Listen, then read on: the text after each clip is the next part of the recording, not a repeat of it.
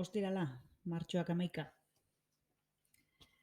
Gaurko egunez, 1987ko martxoaren 11an, Reynosako siderurgiako langileek Enrique Antolin atxiki zuten enpresa uztera zihoala Kantabrian. Enpresaren kontseilari orokorra eta Jaurlaritzako garraio eta herri lanetako sailburu izendatu berria zen. Guardia Zibila bera askatzera joan zenean istilu gogorrak izan ziren. Birmoldaketa industrialaren ondorioz milaka lanpostu galdu zituzten herrian, eta Forjas y Aceros de Reynosan ere murrizketak egitekoak ziren. Kortatu taldeak gertakari honi egiten dio erreferentzia platinozko sudurrak abestian.